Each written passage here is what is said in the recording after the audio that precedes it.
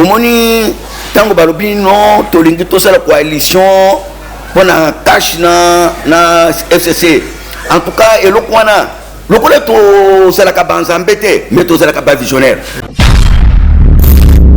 bamosusu basepelaki na yango te surtout ya komona bacomportement ndenge mpe bacongolais base comportaka biso kanisaki mpenza ekozala malamu.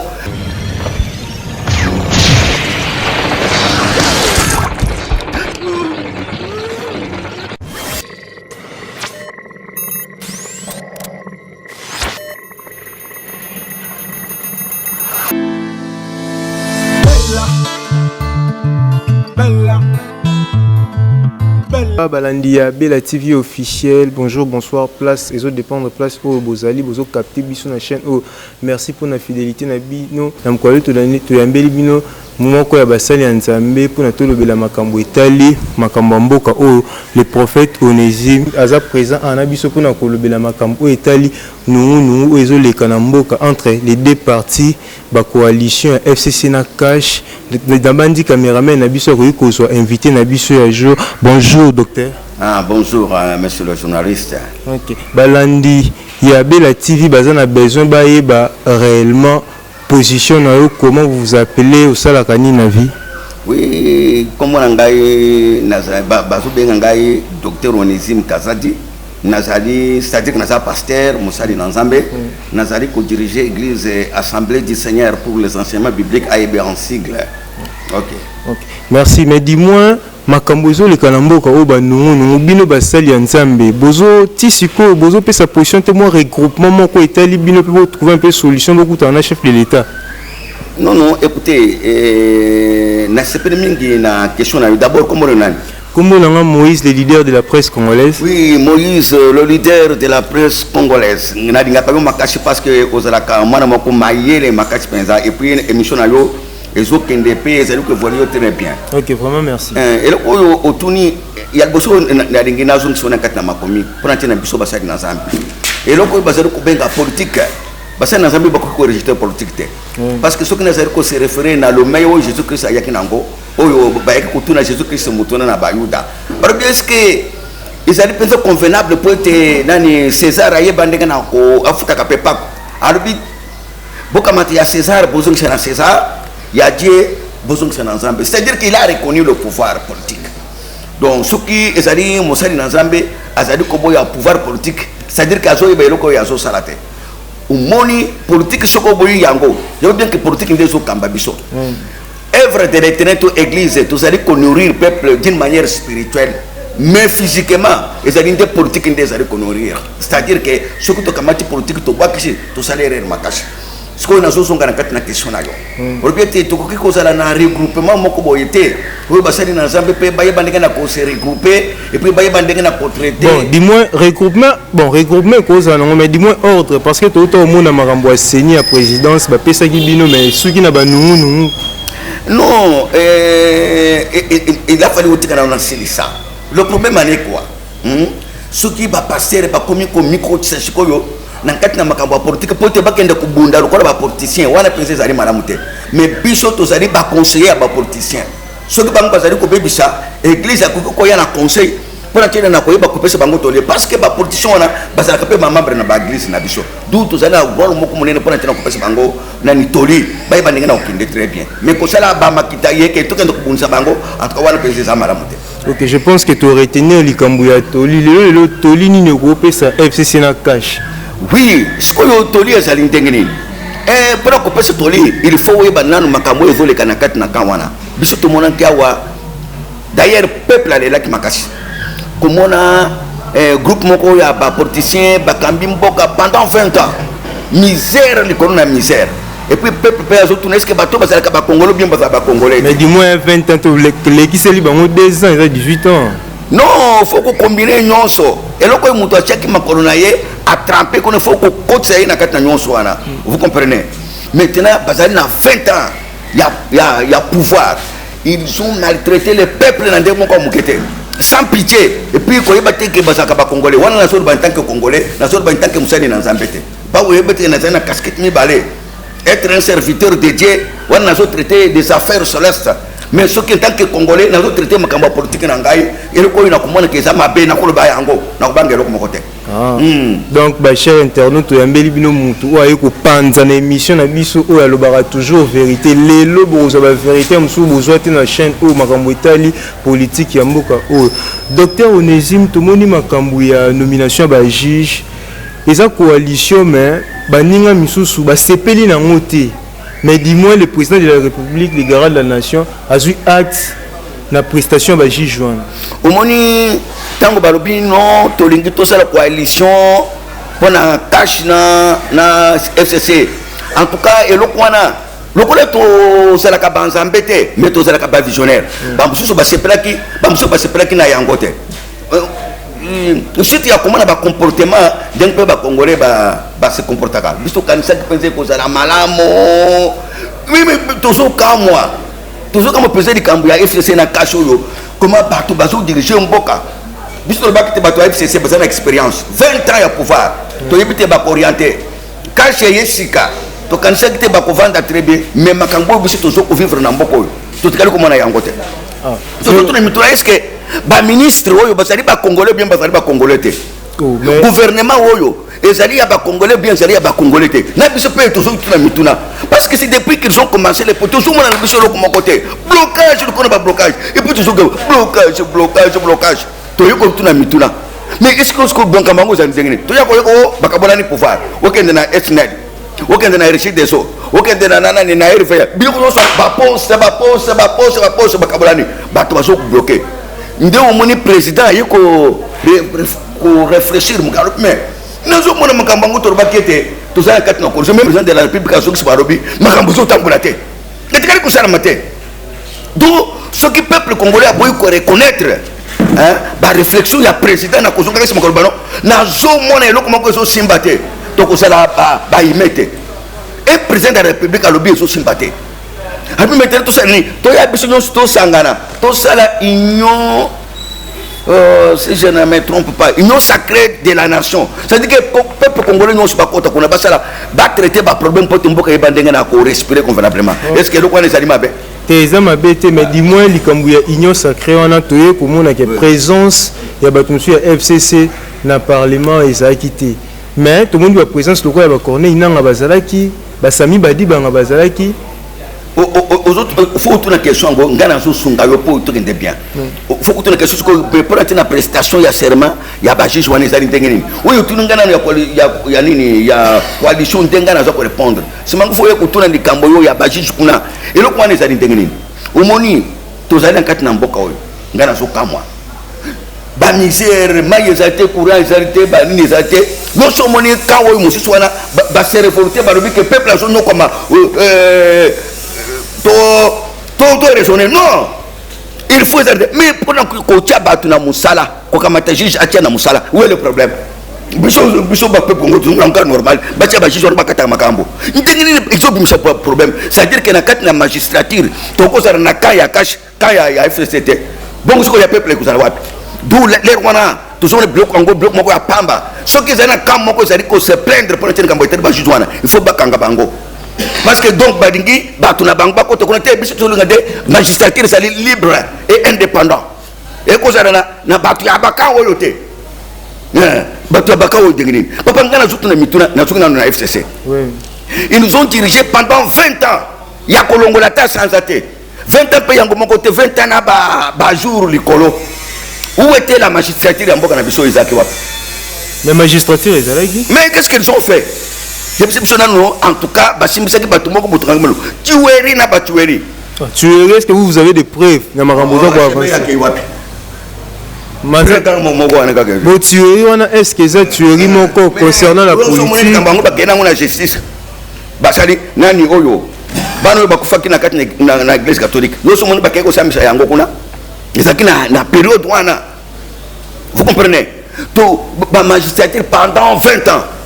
Juge wana bazalika ke unique ya ngambo pourquoi il komoko simbakite maintenant juge oyo misato oyo bango balingi bako sende bako ya kubongisa mboka oyo ya bango non batika makambo yo kinde bo peuple congolais a sepela là vraiment je suis catégorique ezali kamba kobanga te ezali kamudi ya kosenga ce sont des politiciens ils ont beaucoup travaillé ba juba mbongo ebele batika no mboka batumsu pe basala C'est ça, c'est comme ça.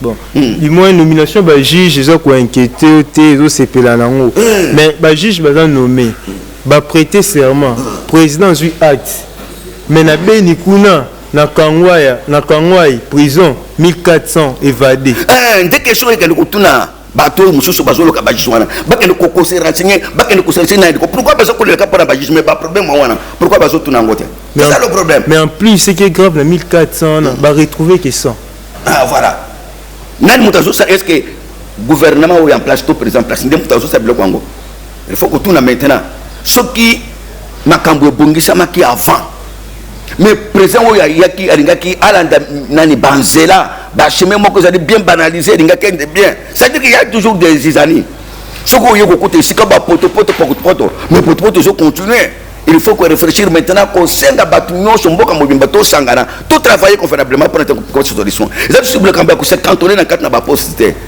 wapi disco mboka zo kindeli poste vous comprenez là catégoriquement nazo condamné batuna biso bandi ko ngaya FCC ce sont des Congolais baji batala ils ont tergiversé na quatre na pouvoir ko sakana na mbongo ko somba ba mitu ka ba mapango où est-ce que était le peuple congolais baji sakidi kambango te parce que maintenant ce que tu as dit c'est mboka to pesi na FCC et donc ni ba kusala ya shika woto kini c'est parce que 20 ans passé le komote donc tu ko kamata mboka eva dans le no batu bakimi kuna ba il y a des choses de kala donc pour entrer na ba juge wana ngai penza ba débat wana télévision ngai ko tout ce que na zala ki président ba ko suspendre ngo ba débat wana ko s'arrêter ba juge ba se pas prêter seulement ce sont des Congolais tout le monde bango na misala ba tu FCC ba kamata ba problème na bango soki bakamataki basi na bango soki bayebaki bango bamituka na bango soki babomaki bato na bango bakende na ngukuna tomona bajuge wana soki basambisi mabe wana nde tomona bajuge wana basambisi mabe mais aussi longtemps que bango bakende baproblème na bango kuna problème wana batereta ngo mabe te batika bajuge wana po bajuge wana basa bacongolais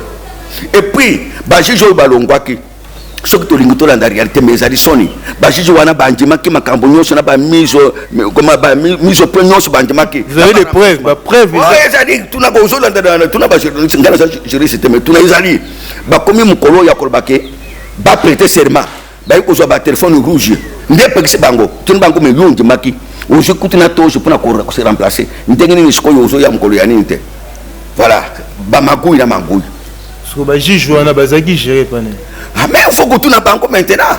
C'est ça le problème. Mais c'est ça le problème. Magouille et ça les mapamba. Il y a toujours des gens qui sont... Non, il est en train d'ensorceler le peuple parce que tous en a souffrance. Nous souffrons, en tout cas, souffrance, tous comme on a bangoté, il est engendré dans les Congolais. Non, mais même pas qu'on trouve une solution, il faut que les Congolais se basent tout autour d'une même table. Et puis, il y a décanter la situation. Comment il y a les Congolais modernes? Mais Moutabo est zaté, mais Moutabo a opinion. Ah, opinion. Il faut être constructive. Opinion na yo. Ce que vous avez constructive, vous allez participer au pêche à la ligne maîtresse. Il y a aucun dérivoso. Voilà, aux alliés congolais. Voilà, chers internautes, vous avez toujours Maman Bella de London, Maman Podolski. La main d'or dans Londres, toujours la vérité. Je pense que vous êtes satisfait de ma camion au docteur Nézim parce que vous pensez que la vérité, ma campagne politique, ça la RDC. Docteur Nézim, le général concernant l'arrestation, les bandits, les criminels. L'arrestation est un peu en retard ou comment? Ah non, écoutez, d'ailleurs, les officiers m'ont dit vraiment parce que ce qu'on t'a dit, quand il y a penza, à moi en boca penza. Il y a penza moi en boca penza kasongo. Au moins que, au ce qu'on monnaie dans quatre namusara ya zosala. Au moins mettre que makamba qui moi les arrêtés. Au moins makamba armé. Il faut que nous ma cache parce que la protection peut baringa ba côté makambo ya futu tukuna na kati. C'est un homme très intelligent encore de plus. Na kati na armée to na la police bakenda kana makambo brutalité. Brutalité so ke nango okobebisa parce que ba arrestation so pe ilanda ka mibe ko mboka. Donc ezali na temps. Yé pas que ça que makambo ndenge na yete associé ba mibe ko ta ba mitindo uta na gouvernement. Ndeye azali c'est un exécutant. Vous comprenez? Puis exactement, il y a un bien.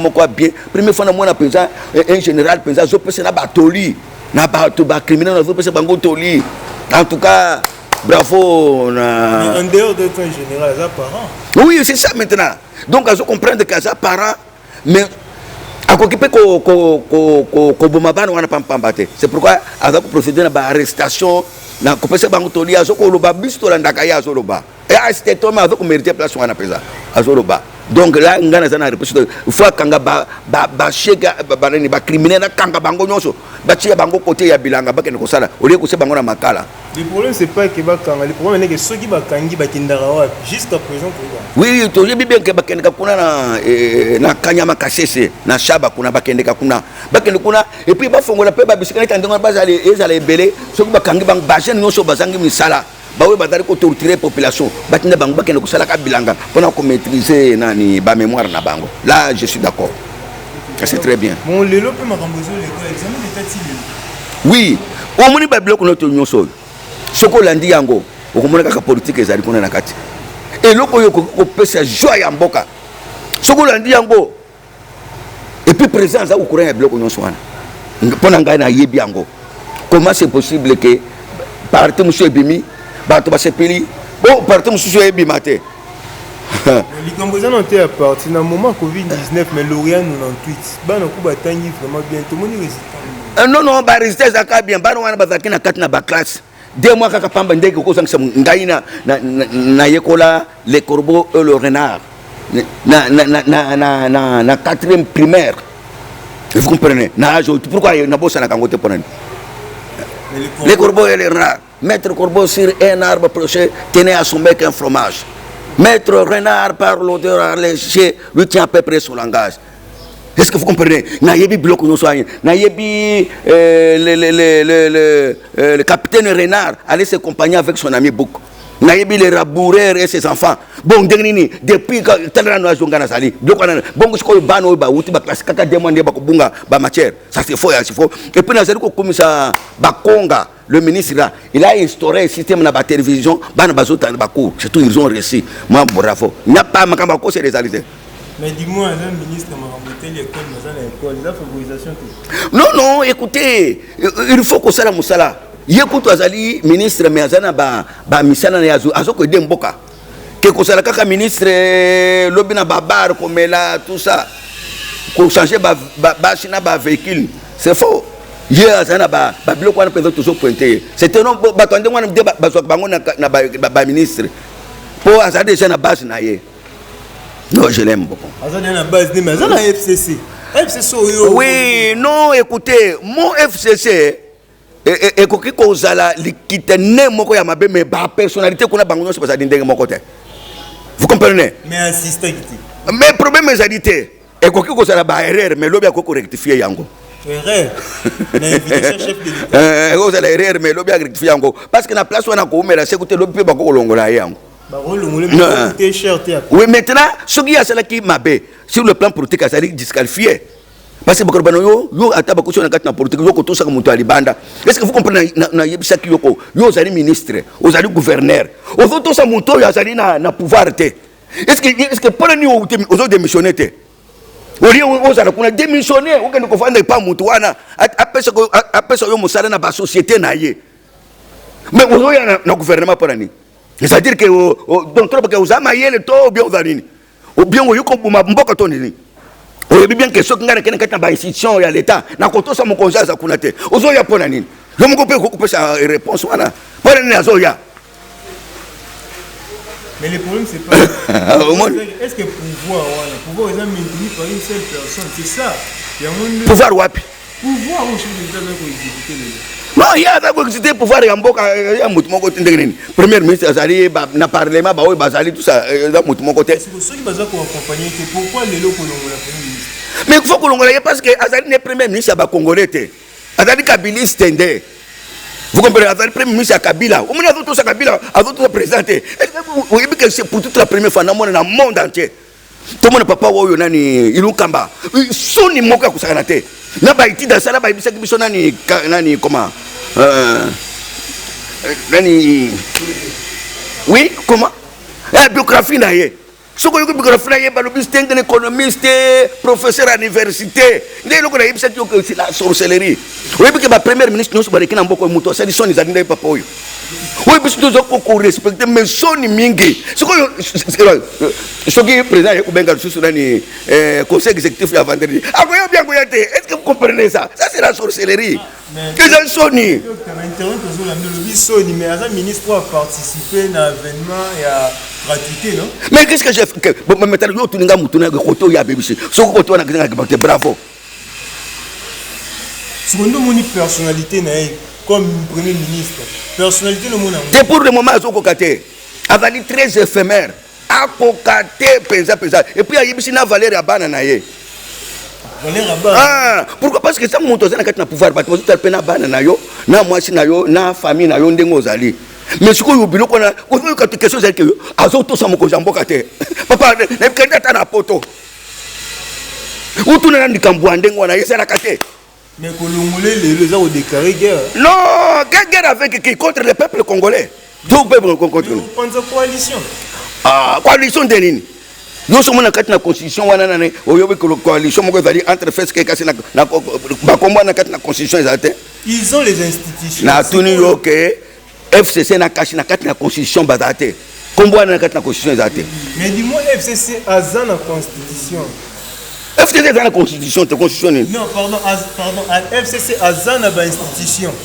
FCC a la institution et na statut zate. Mais la institution, ba individu de bazali, ba individu de bazali. Ah, ba individu wana bazali, ba kinda maki côté wana ya FCC wana, mais FCC a la institution te. OK, voilà docteur Nézim to comment chuter. Très chers internautes, toujours comme une souka et émission à biso ya polele te sentir que ngamoro va na plateau, j'ai senti que bino peut vous sentir boyo qui vraiment ba vraie vérité o ezo ningisa ba peuple congolais. Je pense que pas docteur Onésime au gros en un mot de la fin concernant classe politique ya mboka na biso peut concernant ba opposants au tilelo bazo contester victoire du chef de l'État pour na appel le chef de l'État ceux qui peuvent me to cause en un conseil ya reprodiguer na lingina yebisa eloko moko peut-être na ba politicien ba kokamwa na yo moko kokamwa dans le monde entier au moni et pas to kenda ko tia bulletin ba photo peuple a voté wan ba peuple a tikali ko bimisa président zalaka élu politiquement ezala na France ezala na Amérique kuna ndenge ba to kenda ko tia ba bulletin ba to tia pour rien muto ayeba na ka déjà. Vous comprenez? Quand on sait que même si on a une biso fayula ça ka ba ventir pote hein tana yepe ayeba na combo ayeba na ka combo ça ne ba ventir ko bolanda ka ba biloko na te président ya mboka na biso utaka musika sini na katika kawana maintenant pour maintenant ko zara na espoir na FCC na cash na la mboka na soki na nini bo l'exango ka pambate victoire ko uta na kati na peuple congolais ce peuple congolais a sangani de victoire bimi. Et dans la cache, et dans la FCC, dans la victoire, parce que ce sont les individus. Mais le peuple congolais a sa victoire. Mais ce qu'on veut entendre que tout le monde a une élection, dès que le président a une élection, ma population est sur le camp, on a mis tout les belé. Voilà peut-être le problème. Tout le monde a une formalité. Et c'est lui. Merci, très chers internautes. C'était moi, Moïse, le leader de la presse, comme toujours. Merci, Maman Bella de London, pour la chaîne Kitoko. Christivi Podolski, la main d'or. Merci à vous aussi qui nous avez suivis en ce jour. Merci. Et je vous dis pas au revoir, mais je vous dis à très bientôt.